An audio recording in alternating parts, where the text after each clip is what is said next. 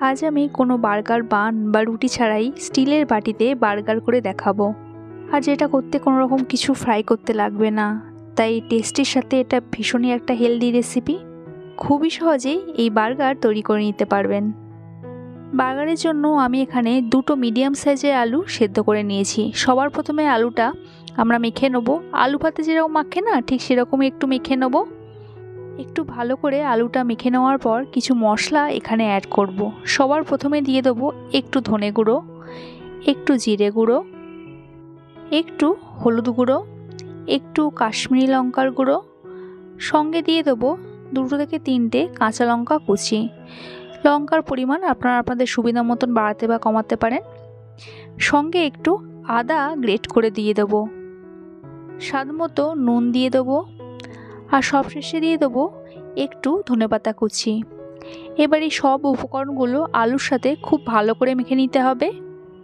এখানে আপনারা চাইলে একটু আমচুর পাউডার কিংবা চাট মশলাও দিতে পারেন, তবে হাতের কাছে যে উপকরণগুলো থাকে সেগুলো দিয়েই আমি করে দেখিয়েছি। এরপর আমি এখানে পাউরুটির একটা স্লাইস নিয়েছি। পাউরুটির স্লাইসটা একটা ছোট বাটি কিংবা কাঁটা যেটা পাবেন হাতের কাছে সেটা দিয়ে এরকম গোলাকার শেপে স্লাইস কেটে নিতে হবে। কাটার পর ঠিক এরকমই হবে দেখতে। এখানে আমি 4 পিস পাউরুটির স্লাইস কেটে নিয়েছি গোল শেপে। এরপর আমি একটা বাটিতে বেসন নিয়ে নেব।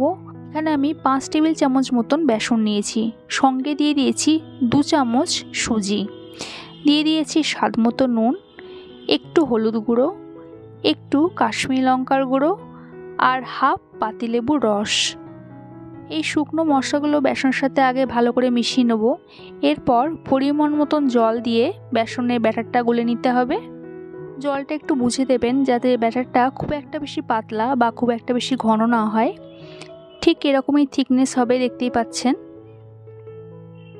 এরপর এই বেসনের ব্যাটারের সঙ্গে আমি এখানে একটু ইনো দিয়ে দেবো। এখানে আমি হাফ চামচ মতন ইনো দিয়েছি। ইনো যদি না থাকে একটু বেকিং সোডাও দিয়ে দিতে পারেন। ইনোটা বেসনের সাথে ভালো করে মিশিয়ে নিতে হবে। ইনো দেওয়ার ফলে বেসনের টেক্সচারটা অনেকটা লাইট হয়ে যায়। অপরদিকে ব্রেডের যে স্লাইসগুলো করে রেখেছিলাম সেখানে আমি একটু ধনেপাতা চাটনি দিয়ে দেবো। ধনেপাতা চাটনির ওপরে আমি এখানে টমেটো কেচাপও দিয়ে দেবো। ধনেপাতা চাটনি করার জন্য আমি এখানে ধনেপাতা, একটু কাঁচা লঙ্কা আর লেবুর রস দিয়ে মিক্স করে নিয়েছিলাম। এরপর ওই স্টিলের বাটিতে আমি একটু অয়েল ব্রাশ করে নেব। প্রতিটা স্টিলের বাটিতে অয়েল ব্রাশ করার পর পাউরুটির স্লাইসগুলো খুব সাবধানে স্টিলের বাটিতে এরকম করে বসিয়ে দেবো। আর সব পাউরুটির স্লাইসগুলো স্টিলের বাটিতে বসানোর পর আলুটা যে মেখেছিলাম সেখান থেকে টিক্কির আকারে এরকম করে নেব। একটু আলুর চপের মতন যেরকম শেপ হয় না, সেরকম একটু টিক্কির আকারে করে নেব। আলু টিকিগুলো পাউরুটির স্লাইসের ওপর বসিয়ে দেবো। এইভাবে টিকির ওপরে একটা করে পেঁয়াজের স্লাইস আর একটা করে টমেটো স্লাইস এইভাবে দিয়ে দেবো।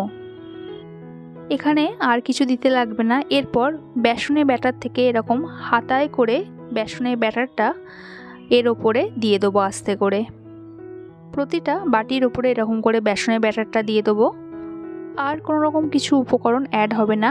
এরপর এগুলো আমি স্টিম করব। তার জন্য আগে থাকতে আমি কড়াই করে একটু জল বসিয়ে রেখেছিলাম গরম হওয়ার জন্য। জলটা ফুটতে শুরু করলে একটা স্ট্যান্ড বসিয়ে তার উপর আমি একটা এরকম ফুটো ফুটো থালা দিয়ে দিয়েছি, তার উপর বাটিগুলো চাপিয়ে দিয়েছি। এরপর এটা একটা এয়ার টাইট কভার করে দিতে হবে। মিডিয়াম ফ্লেমে 12 থেকে 15 মিনিটের মতন এরকম রেখে দেবো কভার দিয়ে। 15 মিনিট বাদে ঢাকনাটা খুলে নেব এবং চেক করে নেব ঠিকঠাক কুক হয়েছে কি না। একটা ছুরির সাহায্যে এরকম দেখে নেব ছুরিটা ক্লিন এসছে, তার মানে এখানে আমার হয়ে গেছে। এরপর খুব সাবধানে বাটিগুলো আমি নামিয়ে নেব। 10 মিনিটের মতন ঠান্ডা করতে রেখে দেবো। 10 মিনিট বাদে একটা ছুরির সাহায্যে এরকম ধারগুলো কাট করে নিতে হবে। আর এরকম ইজিলি কিন্তু বেরিয়ে আসবে আমাদের বার্গার। তাহলে দেখতে পেলেন কোনো রকম ফ্রাই করা বা বার্গার বান ছাড়াই ঘরে কত সহজেই বার্গার রেডি হয়ে গেল। আর খেতেও কিন্তু ভীষণই ইয়ামি হয়েছিল। বাচ্চা শুধু নয়, বড়রাও এটা ভীষণ পছন্দ করবে। আজকের এই হোমমেড বার্গার রেসিপি কেমন লাগলো অবশ্যই কমেন্টে জানাবেন।